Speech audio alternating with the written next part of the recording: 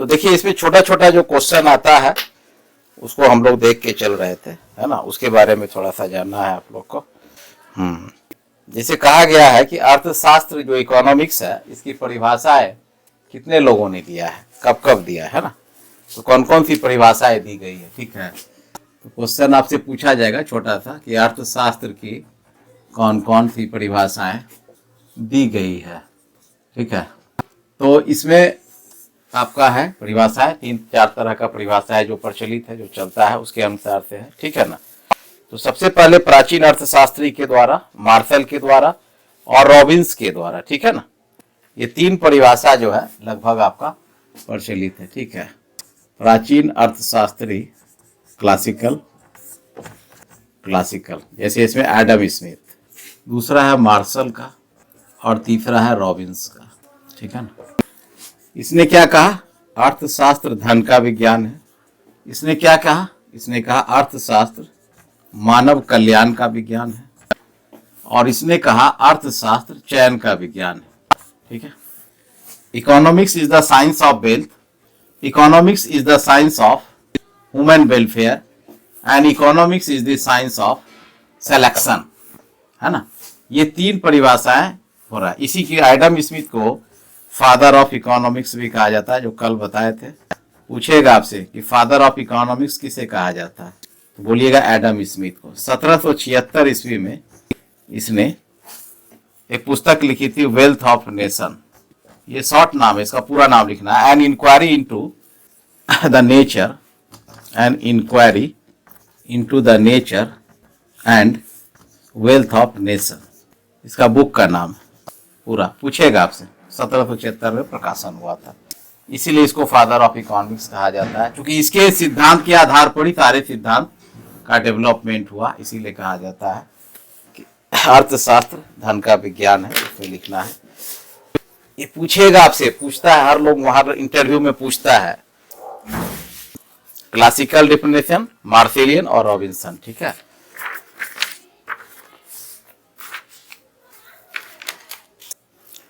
And causes of wealth of nation, इसमें causes भी छूटा हुआ है जी, लिखे है causes, an inquiry into the nature and causes है, causes of wealth of nation. ठीक है, कॉजेज छूट गया।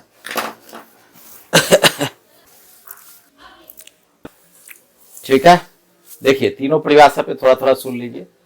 कहता है एडम स्मिथ ने कहा था कि जितने भी हम मानवीय आर्थिक क्रियाओं का अध्ययन करते हैं तो वो सब अध्ययन अर्थशास्त्र के अंतर्गत किया जाता है, और उसका सबका मूल उद्देश्य होता है धन का अर्जन करना, धनोपार्जन करना।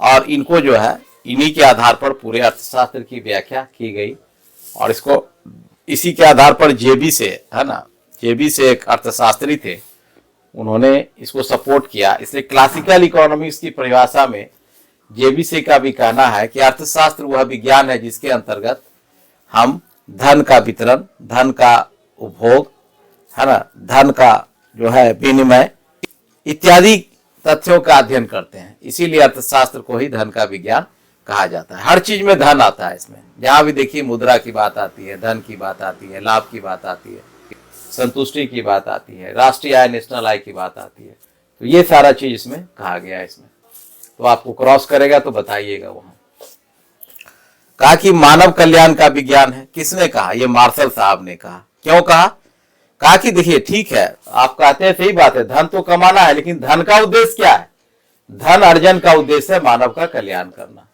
तो अंतिम उद्देश्य होता है मानव कल्याण। इसलिए अर्थशास्त्र का जो उद्देश्य है, यह अर्थशास्त्र की जो विषय वस्तु है, जो परिभाषा है, वह मानव कल्याण से जुड़ा हुआ है। ठीक है, मानव कल्याण से जुड़ा हुआ है, इसलिए इसे मानव कल्याण का विज्ञान कहा जाता है। अर्थात मनुष्य जो आर्थिक क्रियाएं करती है वह क्यों करती है, क्योंकि मानव कल्याण चाहता है। मनुष्य उपभोग क्यों करता है, मानव कल्याण चाहता है। मनुष्य धन का वितरण क्यों करता है, क्योंकि वह चाहता है कि मैक्सिमम हम संतुष्टि प्राप्त करें। ठीक है ना, तो उत्पादन क्यों करता है, उत्पादन करता है लाभ के लिए, अर्थात उससे मानव कल्याण हो सके, स्व कल्याण और मानव कल्याण हो सके। तो सारी क्रियाकलाप जो है मानव कल्याण से जुड़ा हुआ है, इसलिए मार्शल ने कहा कि अर्थशास्त्र मानव कल्याण का विज्ञान है। ठीक है ना, दूसरा है तीसरी परिभाषा आई जो रॉबिन्सन साहब ने दिया था, रॉबिन्सन ने, तो उन्होंने अर्थशास्त्र का चयन का विज्ञान है। अर्थात क्या कहता है, ये अर्थशास्त्र जो है सीमित साधनों में व्यक्ति क्या करता है, चयन करता है, सिलेक्शन करता है, और उसी में वह फिर अपने मानव कल्याण को प्राप्त करता है। तो कहता है कि मनुष्य की आवश्यकता अनंत है, लेकिन सभी आवश्यकताएं की पूर्ति नहीं की जा सकती है। तो कुछ आवश्यकता विशेष की पूर्ति किया जा सकता है। अब उन सारे आवश्यकताओं में जो है मनुष्य क्या करता है, चयन करता है, सिलेक्शन करता है कि कौन सी आवश्यकता का पूर्ति किया जाए और किस आवश्यकता को इग्नोर किया जाए। ठीक है ना। तो वह क्या करता है, एक सिलेक्शन करता है। सारे आवश्यकताओं में एक परम आवश्यक या अनिवार्य आवश्यकता है या आराम संबंधी आवश्यकता है, विलासता, जो भी आवश्यकता है, नीड्स है, उसमें से वह सिलेक्शन करता है, चयन करता है। और चूंकि क्यों चयन करता है, चूंकि इतनी आवश्यकताएं है मनुष्य का कि उसके लिए संसाधन ही नहीं है किसी व्यक्ति के पास। आज तक कोई भी व्यक्ति का ऐसा नहीं है जिसका सारी आवश्यकताएं पूर्ति हो गई हो। तो क्या होता है, एक और आवश्यकता अनंत है, दूसरी ओर साधन सीमित है। तो उधर आवश्यकता अनंत में से कुछ आवश्यकताओं को प्राथमिकता देते हैं हम। चूंकि क्यों देते हैं, क्योंकि साधन सीमित है। तो कहता है कि सीमित साधनों में जो आवश्यकताओं की पूर्ति करना ही अर्थशास्त्र का अध्ययन है। यही पूरे में चलता रहता है। और इसी के लिए लोग जो है मानव आर्थिक क्रियाएं करती है, धन का अर्जन करता है, और धन का अर्जन करने के बाद फिर मानव कल्याण की ओर जाता है। तो तीनों की परिभाषा है, तीनों अपने अपने चयन के हिसाब से, अपने समय के हिसाब से संपुष्ट था। और तीनों की विशेषता, कंक्लूजन, निष्कर्ष वहीं पर आके रुक जाता है। इसीलिए अगर पूछा जाएगा तो सर तीनों परिभाषाएं जो है अपने आप में परिपूर्ण है। कुछ खामियां हैं, कुछ कमियां हैं, लेकिन समय विशेष परिस्थिति के अनुसार तीनों परिभाषाएं अपने कार्यकाल में प्रचलित रही थी। ठीक है।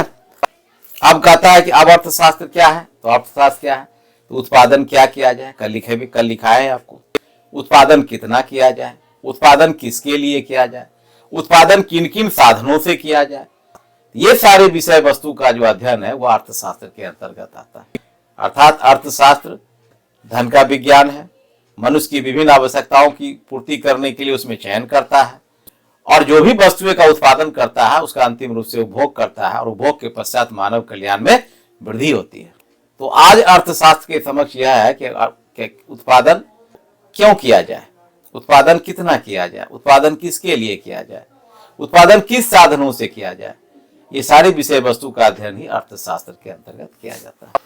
तो ये सारा है, सिंपल सा बता देना है, वहां निकल जाना। उतना आपसे वहां ज्यादा डीप नहीं जाएगा, लेकिन केवल बेसिक जानने की कोशिश करेगा कि देखते हैं बच्चा पढ़ा है तो क्या पढ़ा है, नहीं पढ़ा है, ऊपर ऊपर पढ़ के तो नहीं चला आया है। ठीक है, चलिए, तो ये आपका हो गया, इसका अर्थशास्त्र के बारे में हो गई। ठीक है ना।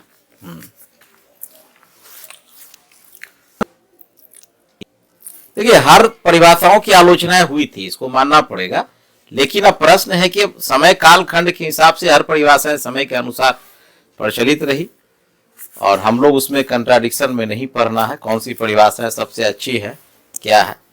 तो अगर इस तीनों में पूछा जाएगा तो वही कहिएगा कि क्योंकि सर मार्शल की एडम स्मिथ की परिभाषा प्राचीन काल में दी गई थी, उस समय परिस्थिति के अनुसार वह परिभाषाएं काफी प्रचलित रही।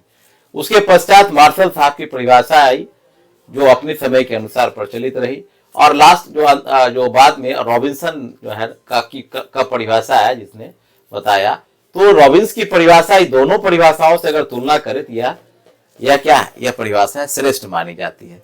क्यों? क्योंकि यह वैज्ञानिक है, स्पष्ट है और व्यापक है। ठीक है ना, क्योंकि यह साइंटिफिक है, स्पष्ट यानी क्लियर, ट्रांसपेरेंट है, और व्यापक है यानी कि ब्रॉड है। इसीलिए इस परिभाषा को ज्यादा पसंद किया गया था। और यह व्यवहारिक दृष्टि से मार्शल की परिभाषा है ना, अगर व्यवहारिक रूप से देखें तो मार्शल की परिभाषा श्रेष्ठ है, वैज्ञानिक रूप से देखेंगे तो रॉबिन्स की परिभाषा श्रेष्ठ है। ठीक है ना, इस तरह से है। तो मानव का उद्देश्य ही वही है कि जीवन में एक आर्थिक कल्याण की वृद्धि करना। तो बताएंगे, हम लोग करेंगे, रट जाइएगा, पूछा हुआ सब, ये बीपीएससी में बार बार पूछा हुआ सवाल है, रट जाइएगा, पूछेगा। कंट्रीब्यूशन तो है ही, आपके सामने सब कंट्रीब्यूशन है, कौन सा कंट्रीब्यूशन नहीं, इसका सिद्धांत है ये, जो कि फादर ऑफ इकोनॉमिक्स है। जेबी से का मार्केट लॉ बड़ा फेमस हुआ था, जो कि supply creates its own demand, ये जानवे करते हैं, आपूर्ति स्वयं रचना करती है, मार्केट लॉ बड़ा फेमस है। इनका है ये फादर ऑफ इकोनॉमिक्स है, कंट्रीब्यूशन तो है ये, पूरा इकोनॉमिक्स को जन्म दे दिए ये। मार्शल का है आपका परिभाषा है मानव कल्याण, मार्शल का बहुत परिभाषा है, यूटिलिटी थ्योरी है, उपयोगिता सिद्धांत दिया है ना। रॉबिन्सन का परिभाषा है आपका ये इकोनॉमिक्स दिया आपको, चेन सिलेक्शन ऑफ साइंस, तो सब तो पता ही है आपको। डेविड रिकार्डो का रेंट थ्योरी है, रेंट थ्योरी है। उसके बाद एसी पिगू का है आपको इंडिफरेंस कर्व है। तो बहुत सिद्धांत दिया है, सिद्धांत है, कितना जगह तो पढ़ा है आपको। एक सिद्धांत याद बगल में लिख लीजिए, एक सिद्धांत कौन कौन सिद्धांत दिए हैं, हो गया। अब आपसे अगला सवाल पूछेगा यहीं पर मैक्रो में कि बताइए मैक्रो इकोनॉमिक्स के फादर किसे कहा जाता है? MACRO, macro, father of macro economics. पिछला बार पूछा है ऑडिटर में, बच्चा लोग बता रहा था कि, और अपने यहाँ के बच्चा तो खूब बढ़िया जवाब दिया, सब सिलेक्शन भी हो गया, मैक्सिमम फंस रहा था। बता सकते हैं? बोलिए बोलिए रोमा। हाँ very good, John Maynard Keynes. हाँ जॉन मेनार्ड किन्स, ठीक है, JM किन्स। 1936 में इनका एक किताब आया था। इसके पहले मैक्रो इकोनॉमिक्स का अध्ययन संपूर्ण रूप से किया जाता था, मैक्रो दोनों मिला के चलता था। लेकिन बाद में जो है ये अपने ये जो तीसा की महान मंदी आई, तो फिर उसके बाद अपना किताब लिखा और उसमें से उन्हें है ना बुक निकाला, द एम्प्लॉयमेंट थ्योरी, है ना, the general theory of the employment, है ना, इंटरेस्ट एंड मनी, ये पुस्तक लिखा और उसी पुस्तक बहुत हिट हुआ और मंदी भी दूर हुआ और इनको भी बहुत पारितोषिक मिला और इसीलिए इसको फादर ऑफ मैक्रो इकोनॉमिक्स कहा जाता है। लिख लीजिए, समष्टि अर्थशास्त्र के पिता जॉन मेनार्ड किन्स को कहा जाता है। 1936 में 1936 में किन्स की एक प्रसिद्ध पुस्तक प्रकाशित हुई थी,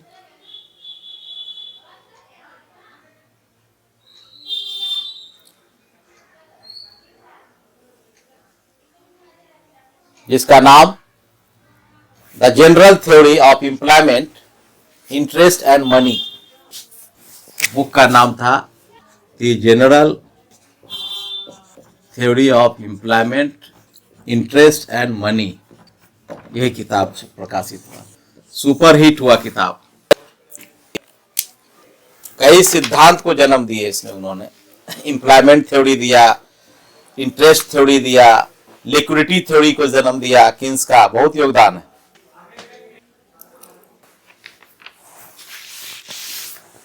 इसमें एम्प्लॉयमेंट थ्योरी में इसीलिए ये हिट हुआ था ना कि एम्प्लॉयमेंट थ्योरी में इन्होंने दिया था तो JB से का जो मार्केट लॉ था, JB से का जो मार्केट लॉ था जो अभी पढ़ा है, उसके सिद्धांत को उलट दिया था। उसमें था कि supply creates its own demand, और ये JM किन्स जो है, जॉन मेनार्ड किन्स ने इसको उलट दिया। ये बहुत 100 साल से सिद्धांत चल रहा था, आपूर्ति स्वयं मांग की रचना करती है। लेकिन ये जब मंदी आई तो ये अपना दिए और सिद्धांत इसको अडॉप्ट किया। आज भी वर्ल्ड इसी JM किन्स के साहब पर ही चल रहा है ना। जॉन मेनार्ड किन्स का क्या किए, उलट दिए, demand creates its own supply, पढ़ा चुके आप लोग को एम्प्लॉयमेंट थ्योरी, उलट दिए और यही हिट कर गया। पूछ देगा आपको कि JM किन्स का सिद्धांत एम्प्लॉयमेंट थ्योरी में क्या दिए थे, तो झट से बता दीजिएगा कि sir demand creates its own supply दिए थे। पुराना क्या था, क्लासिकल क्या था सिद्धांत, क्लासिकल था है ना, supply creates its own demand था। मैक्रो से पूछता है, वहां एक मैडम है वो बहुत पूछती है मैक्रो से, पता नहीं उसका अपना लगता है एक्सपर्ट होगी मैक्रो में, उसी में फंसाती है, पूछता है बहुत बच्चों से पूछता है। चलिए तो हो गया आपका यहाँ तक क्लियर। आगे लिखिए, कहता है कि अर्थशास्त्र की प्रकृति क्या है, what is the nature of economics. अगर ये पूछा गया आपसे तो आप क्या बताएगा, लिखिए क्वेश्चन में, अर्थशास्त्र की प्रकृति क्या है। अर्थात इसमें क्या कहता है कि अर्थशास्त्र कला है या विज्ञान है।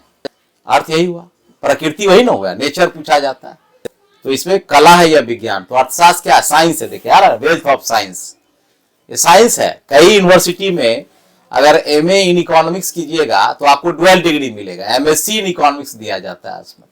तो ये साइंस इसको माना जाता है कई में, जैसे कानपुर वगैरह और कई बड़े बड़े बड़ी यूनिवर्सिटी दिल्ली वगैरह में भी कई जगह एमएससी इन इकोनॉमिक्स है ना, उसको साइंस के रूप में दिया गया। तो बस यही बोलना है कि अर्थशास्त्र विज्ञान है, ठीक है। ये माल्थस का जनसंख्या सिद्धांत क्या कहता है?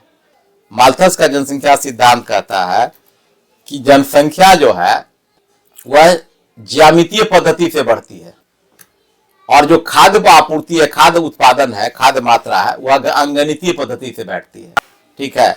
लगे हाथ यही समझ लीजिए जनसंख्या सिद्धांत क्या है, वहां बता दीजिएगा आराम से, सिंपल है। पूछ देगा वहां तो फिर जैसे ही माल्थस का नाम आएगा पूछ देगा, क्या कीजिएगा। तो माल्थस का जनसंख्या जो सिद्धांत है, पॉपुलेशन थ्योरी ऑफ जो माल्थस है, पॉपुलेशन थ्योरी ऑफ माल्थस, एक मार्शल थे वो अलग है, ये माल्थस है, ठीक है। ये पॉपुलेशन थ्योरी से प्रसिद्ध हुए थे। उन्होंने क्या कहा था कि जो जनसंख्या वृद्धि होती है, जो पॉपुलेशन बढ़ता है, जनसंख्या में जो वृद्धि है वह है ज्यामितीय पद्धति से बढ़ता है, अर्थात 2 के बाद 4, 4 के बाद 8, 8 के बाद 16, 16 के बाद 32, इस तरह से बढ़ती है। और जो खाद्य पदार्थ जो उत्पादन है, खाद्य पदार्थ का उत्पादन अंकगणितीय बढ़ता है, अंकगणितीय पद्धति से बढ़ता है, अर्थात 1, 2, 3, 4, 5, 6 से बढ़ता है। तो कहता है दोनों में गैप हो जाता है, और जब गैप होता है तो जब जनसंख्या बहुत ज्यादा बढ़ जाती है तो उसको बैलेंस करने के लिए, यानी कि अत्यधिक वृद्धि जब होती है जनसंख्या में, अत्यधिक वृद्धि को बैलेंस करने के लिए, संतुलन करने के लिए प्रकृति क्या करती है? क्या करती है? बाढ़ लाती है, भूकंप लाती है, ठीक है। बाढ़, भूकंप, सूखा लाता है, ठीक है, समझ गया ना। महामारी लाती है, बीमारी ले आता है, कोविड, कोरोना काल। तो बहुत सारे चीज जो है प्राकृतिक आपदाएं लाती है, इसको बोलते हैं प्राकृतिक आपदाएं। आप चक्रवात आ गया, तूफान हो गया, बहुत सारा चीज आ गया, प्राकृतिक आपदाएं लाती है। तो इससे क्या होता है कि जो बढ़ी हुई जनसंख्या है अपने आप बैलेंस हो जाता है। तो कहता है जब मनुष्य जनसंख्या पर नियंत्रण नहीं करेगा तो प्रकृति कर देती है। कभी बाढ़ में दहा देगा 20,000 लोग, कभी भूकंप में 50,000 लोग, कभी कोविड काल में 5 लाख लोग, है ना, कभी साइक्लोन चक्रवात में उड़ गया, तूफान में दह गया। तो कई तरह के प्राकृतिक प्रकोप आता है, जिससे क्या होता है प्रकृति के जो अत्यधिक जनसंख्या संतुलित हो जाती है ना, और फिर इस तरह से प्रकृति बैलेंस लेके चलते रहता है।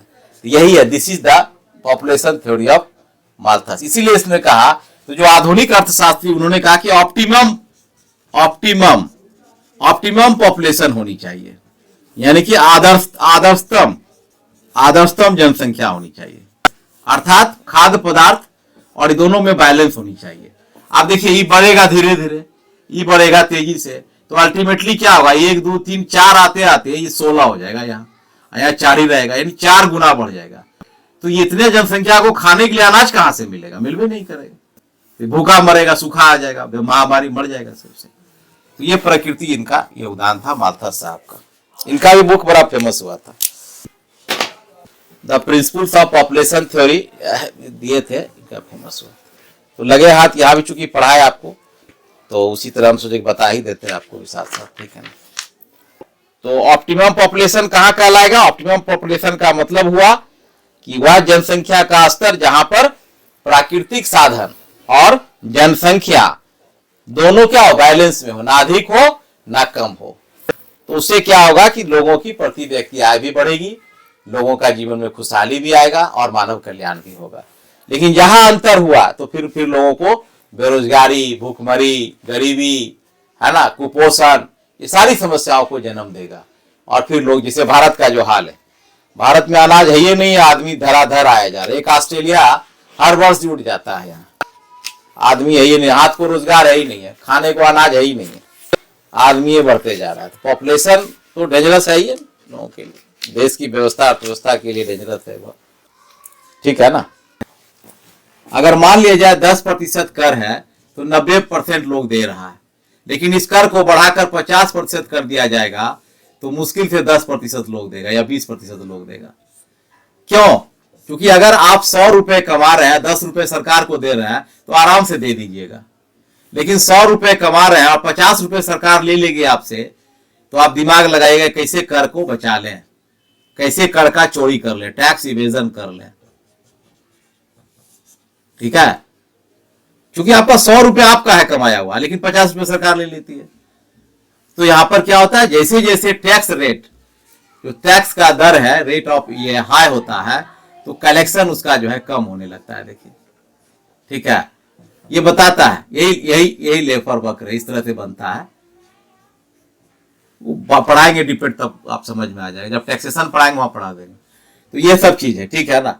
इसलिए कहता है कि कर का दर अगर ऊंचा हो तो टैक्स कलेक्शन कम, सरकार को कम मात्रा में पैसा कलेक्ट होता है, और जब कर का दर कम रखेगा तो बहुत ज्यादा टैक्स आएगा उसको। इसलिए सरकार देखिएगा कर का दर कम रखता है कहीं भी, है ना।